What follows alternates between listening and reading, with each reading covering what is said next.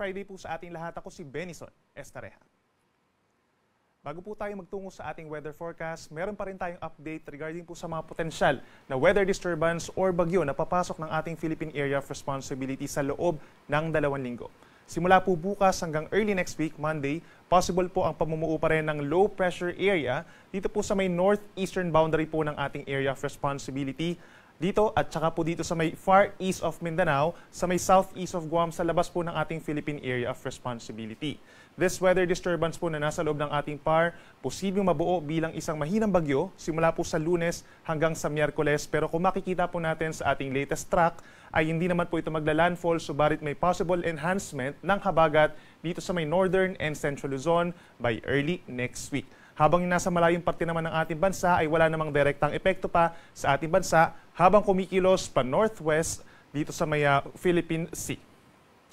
Samantala po, simula po sa Thursday hanggang sa next weekend ay possible na pumasok na ito sa ating Philippine Area of Responsibility, yung ikalawang weather disturbance dito sa may parteng silangan po ng Luzon. At kikilos pa rin ito west-northwest. At kung mapapansin pa rin po nila, mababa pa rin po ang chance na ito yung magla-landfall. Subalit knowing na yung mga bagyo po na napupunta po dito sa may northern Philippine Sea, nag-enhance pa rin po ito ng habagat or southwest monsoon sa malaking bahagi ng bansa, lalo na po sa may western sections. So possible po na maging maulan, hindi lang doon sa Monday and Tuesday, enhanced by the first tropical cyclone, kundi maging dito rin po sa ikalawang tropical cyclone pagsapit po ng later next week, that's Friday hanggang sa next weekend na po.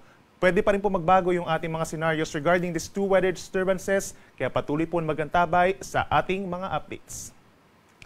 Para naman po sa taya ng panahon ngayong araw, magpapatuloy pa rin po ang habagat or southwest monsoon, bagamat gradual na itong humihina, knowing na papalayo na po itong si Super Typhoon Yagi na dating si Bagyong Enteng. Nasa higit 800 kilometers na po sa west ng Ilocos Norte, patungo po ng southern China. So meron pa rin minsang malalakas na ulan, lalo na po sa may areas ng Central Luzon and Northern Luzon, habang patuloy pa rin natin minomonitor yung low pressure area dito sa may labas ng Philippine Area of Responsibility, northeast of Luzon, pero wala naman itong inaasahang threat at hindi rin po inaasahan na magiging bagyo sa mga susunod na araw. Yung cloud clusters pa rin dito sa may northern Luzon ang patuloy nating binabantayan for possible formation as a tropical cyclone.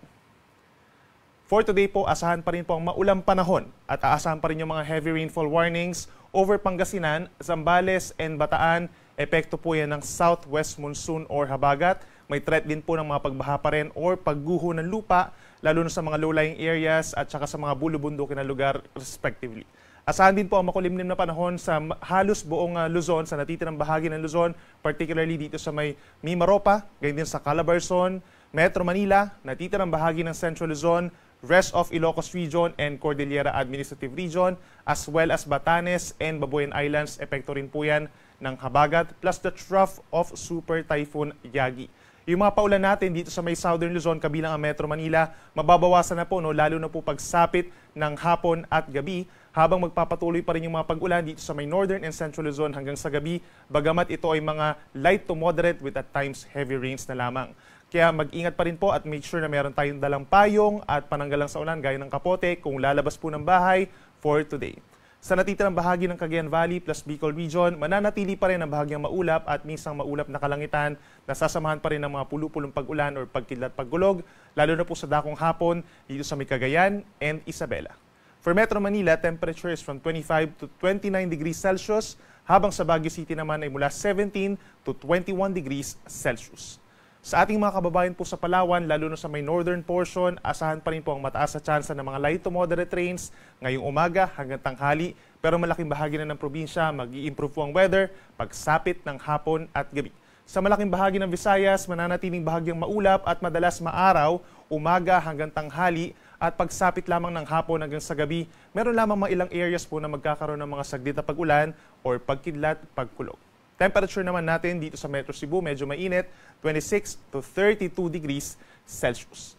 And speaking of mainit, ang ating malaking bahagi po ng Mindanao mananatiling mainit at malinsangan pagsapit ng tanghali at maaraw, umaga hanggang hapon. Pero pagsapit po ng hapon hanggang sa gabi ay mataas ang tsansa ng mga pulupulong mga pag-ulan or pagkidlat pagkulog na nagtataga lamang po ng 1 hanggang 2 oras.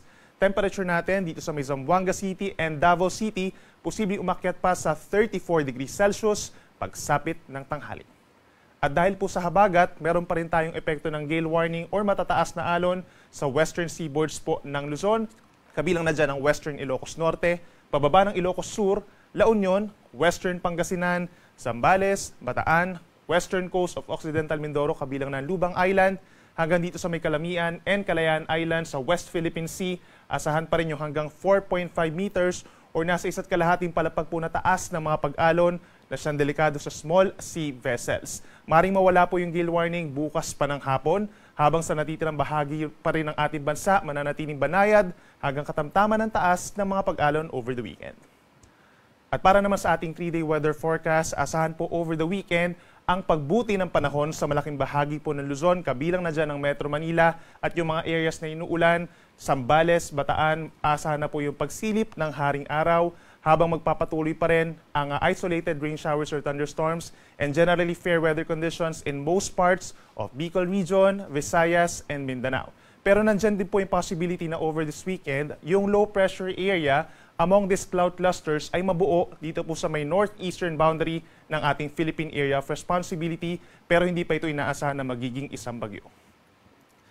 At pagsapit po ng Lunes, that's September 9, possible yung slight enhancement na nung habagat or southwest monsoon. Magbabalik po muli ito dito sa may northern Luzon and some parts of central Luzon. Pagsapit po ng Lunes, once na mabuo as a low pressure area, tunti-unting tumataas yung chance na magiging isang bagyo ito sa mga susunod po na araw. Asahan po yung mataas na chance ng ulan, scattered rains and thunderstorms pa lamang dito sa may Ilocos Region, Cordillera, Zambales, and Bataan pagsapit po ng Lunes. Pero pagsapit ng Tuesday, possible na mas maraming lugar pa sa may northern, central Luzon, Metro Manila, and even parts of Calabarzon and Mimaropa magkakaroon ng mga pag-ulan. So lagi mag-antabay sa ating mga updates.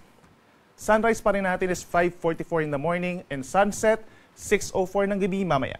Yan muna ang latest mula dito sa Weather Forecasting Center ng Pag-asa. Ako muli si Benison Estareha na nagsasabing sa anumang panahon, Pag-asa, magandang solusyon.